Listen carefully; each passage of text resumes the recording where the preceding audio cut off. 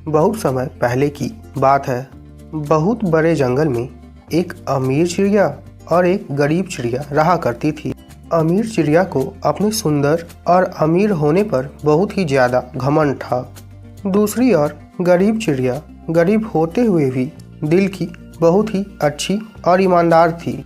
अमीर चिड़िया के पास रंग बिरंगे पंख हुआ करते थे, वहीं गरीब चिड़िया के पंख ज़्यादा सुंदर और रंग बिरंगे नहीं थे।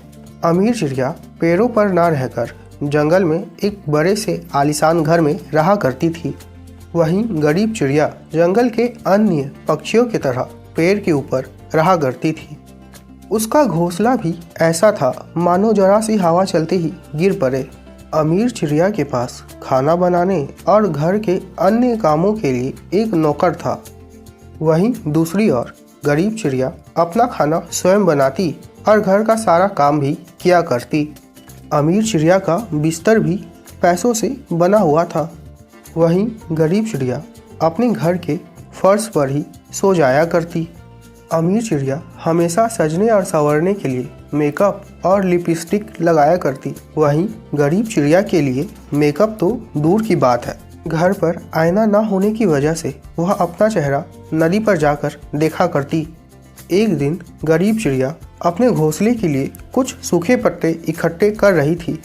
तभी अपने घर के बाहर कुर्सी पर बैठी हुई अमीर चिड़िया गरीब चिड़िया को देखकर अपने नौकर से कहती है, अरे मिनूरी, उस गरीब चिड़िया के पंख तो देख जरा, कितने फीके और बेस्वाद है।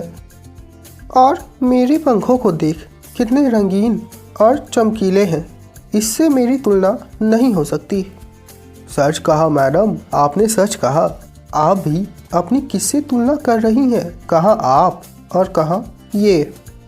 इतना कहकर दोनों जोर जोर से हंसने लगते हैं।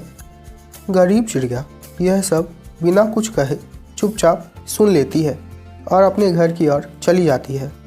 कुछ दिनों बाद जंगल में एक शिकारी आता है। उस शिकारी के हाथों में बंदूक थी। वह जंगल से पक्षियों को पकड़कर शहर में बेच दिया करता। जंगल में पक्षियों की तलाश में वह उसी पेड़ के नीचे आ पहुंचा जहां पर गरीब चिड़िया रहा करती थी।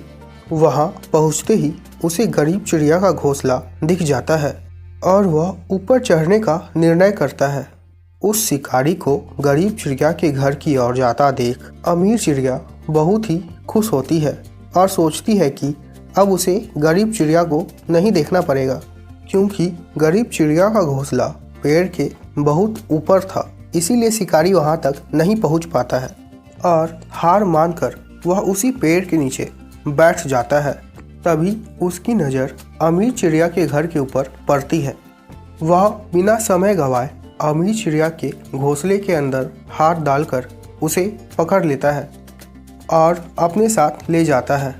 गरीब चिड़िया को आज यह अच्छी तरह से समझ आ चुका था कि वह आज अपने बेरंग और गरीब होने के कारण ही बच पाई है, नहीं तो उसका भी हाल वही होता जो उस घमंडी चिड़िया का हुआ। इसीलिए हमें कभी भी अपने ऊपर घमंड नहीं करना चाहिए।